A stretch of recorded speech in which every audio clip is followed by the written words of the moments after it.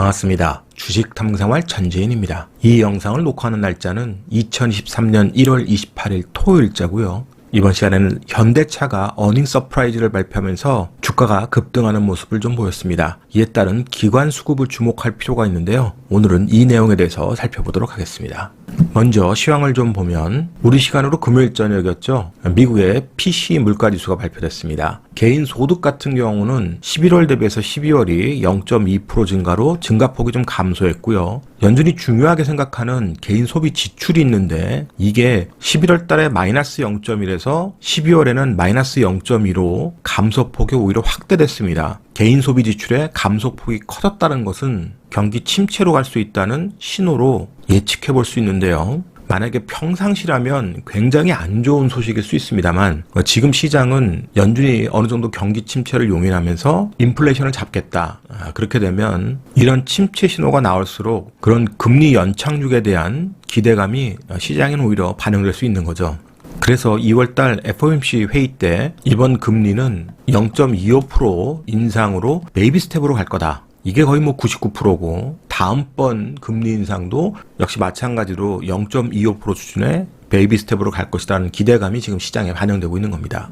PC 물가지수 보게 되면 0.1에서 0.1 증가. 증가폭이 그대로 동률을 이뤘고요. 근원 PC 같은 경우는 0.2에서 0.3으로 오히려 근원 PC 물가지수는 증가폭이 상승했죠. 그래서 역시 근원 물가는 향후에 계속 퀘션 마크를 남길 수 있을 겁니다. 그래도 연간으로 따지게 되면 근원 물가지수가 4.7에서 4.4로 증가폭이 감소했기 때문에 이런 것들이 시장에는 호재로 작용하게 된 거죠.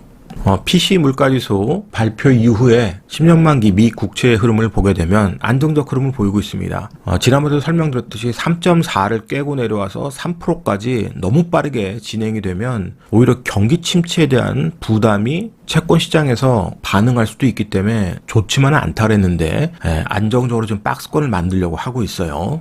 다행스럽죠. 그러니까 위로 팍 튀지 않고 적정 부분에서 박스권을 만든다면 가장 좋은 시나리오가 될 수 있을 겁니다. 이번 반등장에서요. 자, 나스닥 지수 보시게 되면 추가 상승을 지금 상승 N자형 모습으로 하고 있습니다. 속도가 상당히 가파른 모습을 보여주고 있는데요.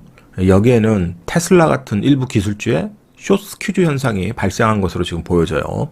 테슬라가 실적 발표 이후에 기대감이 반영되면서 가파르게 지금 올라가고 있잖아요. 150불 돌파 이후에 이 숏 스퀴즈가 상당히 발생하고 있는 것으로 지금 예측이 되고 있습니다. 170불까지 빠른 속도로 지금 가고 있으니까요. 그래서 이런 분위기는 12,000을 한번 도전할 수 있는 에너지를 만들었고요. 2월에 FOMC 회의 때 과연 변곡이 발생할지 아니면 시장에 또 희망 회로를 돌릴 수 있는 긍정적 신호가 나올지 지켜봐야 될 것 같습니다. 일본의 10년 만기 국채금리 수준 보시면 지난번에 0.5%를 돌파 시도하니까 바로 시장 개입설 나오고 그냥 밑으로 꽂아버렸습니다. 그런데 또 밑으로 꽂았더니 다시 또 반등을 시작하죠. 이 0.5% 기준으로 박스권을 만들어 놓고 움직일 것으로 지금 예상이 되고 있습니다. 그러니까 BOJ가 개입을 해서 여전히 한 단계 좀 높은 수준의 관리를 하고 있는 거죠. 그리고 엔화도 강세 구간이 계속 지속되고 있습니다. 하락 N자형으로 계속해서 엔화 강세 구간을 만들고 있죠. 이렇게 되면 엔캐리 트레이드 자금이 지속적으로 또 빠져나올 겁니다. 뭔가 상황이 변하지 않으면 미국 시장의 수급은 지속적으로 강하기는 쉽지 않은 상황이에요.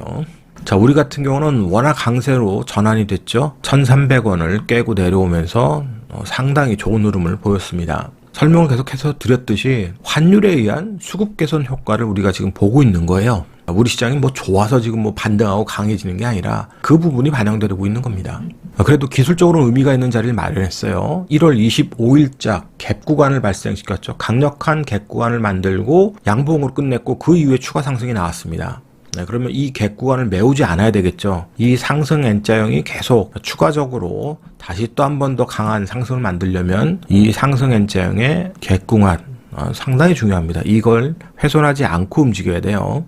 그러려면 환율의 흐름이 도와줘야 되겠죠. 환율의 흐름이 계속 도와주면 추가 상승은 얼마든지 가능한 그런 기술적 자리를 마련했습니다. 그런데 이 자리를 메워버리면 최근 고점을 만들었던 것이 다시 또 고점이 되면서 박스권에 회귀할 가능성이 얼마든지 있는 거예요.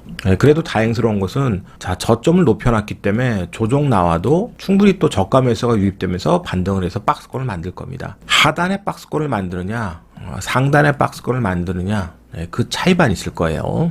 그리고 이 나스닥 시장이 그렇게 움직였듯이 우리 시장에서도 일부 숏 스퀴즈가 일어날 수 있습니다. 이미 좀 일부 일어나고도 있고요. 그래서 거래소에서 공매도 매매 비중이 높은 종목들 20종목을 이렇게 소개해 드리니까요. 이 종목 중에서 장 초반부터 빠르게 프로그램 매수가 유입되면서 상승하는 종목이 있으면 장중 단타를 노려볼 수 있습니다. 이미 손실폭이 커지는 거. 지금 플러스라는 것은 공매도 세력들한테는 손실폭입니다. 손실폭이 커지는 거니까요. 마찬가지로 코스닥 공매도 매매 비중이 높은 종목 20종목이 있으니까 요거 한번 보시고 숏스퀴즈가 나올 수 있는 종목들을 관심 있게 보고 프로그램 매매가 장 초반부터 빠르게 유입되는 종목 관심 있게 한번 보세요. 그러면 오늘 주제인 현대차에 대해서 생각해 보겠습니다. 자, 현대자동차가 4분기 실적이 매출액이 전년 대비해서 2.2%밖에 증가하지 않았는데 영업이익은 무려 116%가 증가했습니다. 뭐 엄청나죠. 큰 이익을 만들어냈는데 그러면서 이제 어닝 서프라이즈가 나왔고 전년 동기 대비해서도 큰 실적을 냈습니다. 그러면 이렇게 매출이 증가한 이유가 뭐냐? 자, 환율 효과가 컸다는 거예요. 물량도 증가하고 믹스도 개선됐지만 환율 효과가 무려 2조 7천억입니다. 그리고 매출 효과보다 이익 효과가 엄청나요. 그리고 연간으로 봐도 환율 효과가 9조 원대입니다. 믹스 개선이 8조 원으로 상당히 좋아지긴 했지만 역시 환율 효과가 50% 차지한다. 그리고 영업이익 같은 경우는 더 큽니다. 자, 영업이익 4분기 보면 믹스 개선 효과는 겨우 3,700억 수준, 물량 증가는 5,400억 수준인데 환율이 무려 1조 7천억 수준입니다. 4분기 이익은 대부분 환율이었다는 소리잖아요. 그리고 연간으로 봐도 환율 효과가 만만치 않죠. 3조 7천억이 영업이익의 주요 요인이었습니다. 믹스 개선 효과가 3조대가 나오긴 했지만 환율 효과가 컸다라는 거. 그러면 올해 만약에 지금처럼 환율이 워낙 강세 쪽에 유지하고 있다면 어떻게 되겠어요? 환율 효과는 많이 감소하겠죠? 그러면 이번에 어닝 서프라이즈가 계속 유지될 수 있을까는 퀘스천 마크라는 소리입니다. 회사에서는 뭐 긍정적 얘기들을 하지만 객관적으로 딱 봤을 때 만만치가 않은 거죠. 그래서 기관 수급이 좋지 않은 거예요. 외국인보다. 2023년 연간 가이던스 보면 올해 매출액이 10.5에서 11.5%까지 성장시키겠다. 영업이익률을 6.5%에서 7.5% 만들겠다. 뭐 이런 얘기를 하고 있습니다. 그런데 이건 뭐 퀘스천 마크라고 보고요. 기관 입장에서는 구미가 당기는 것은 역시 주당 배당금입니다. 전년 동등 수준 이상으로 주당 배당금을 주겠다 이건데 2022년 결산 배당이 6,000원입니다. 그리고 중간 배당 1,000원 합쳐서 총 7,000원 했어요. 보통주 기준입니다. 그러면 올해도 7,000원 정도 배당이 나올 수 있으니까 주가가 계속 떠서 가면은 7,000원에 대한 매력은 떨어지겠습니다만 그렇지 않고 주가가 조정 나오면 하반 경직에서는 유리한 부분을 차지할 수 있는 거죠. 배당 수익률이 나오니까. 그래서 그런 부분에서 기관이 어떻게 대응하느냐. 외국인 수급에 대응해서 같이 쌍끌이로 계속 뭔가 수급을 유입시킬 거냐. 이 부분을 볼 필요가 있는 겁니다. 외국인은 환율이 우호적이면 계속 좋은 수급을 보일 거고요. 결국 기관이 계속 매도가 나온다 그러면 주가는 또 지지부진할 수 있어요. 그래서 기관 수급이 좀 중요한 거고 최근 수급 흐름은 나쁘지 않습니다. 보시다시피 대차 잔고가 급속하게 지금 줄어들고 있죠. 근데 주가는 지금 떴고요. 기관이 올해 수급이 좀 괜찮습니다. 1월달 기관 수급 보시면 순매수고 평균 매수가가 16만 5천 원 수준입니다. 이미 5% 정도 수익이 났죠. 외국인 같은 경우도 평균 매수가가 16만 5천 원 수준인데 기관보다는 뭐 엄청나게 매집을 했습니다. 2,350억 정도 매집했으니까요. 5% 정도 수익이 났습니다. 그러면 기준을 16만 5천 원으로 잡으시면 되세요. 16만 5천 원이 깨질 때 외국인과 기관이 쌍끌이로 깨지 않고 기관 때문에 깨졌다 그러면 외국인들이 다시 사서 올릴 겁니다. 그래서 기관 수급을 잘 살펴보세요. 기관 수급이 꼬이면 이 자리 깰 수 있습니다. 기관이 계속 수급을 좋게 유지하면은 추가 상승이 가능하겠죠. 한번 보시면 외국인들은 매도가 어떻습니까? 뭐 5천주, 2만주, 9천주, 15,000주입니다. 매도 나와봐야 사는 건 적극적으로 사죠. 근데 기관은 살 때 좀 사는가 싶더니 매도할 때도 12만주, 8만주, 11만주 막 이렇게 매도 치잖아요. 26일에도 30만주 들어왔다가 바로 27일 날 64,900주 매도 나왔습니다.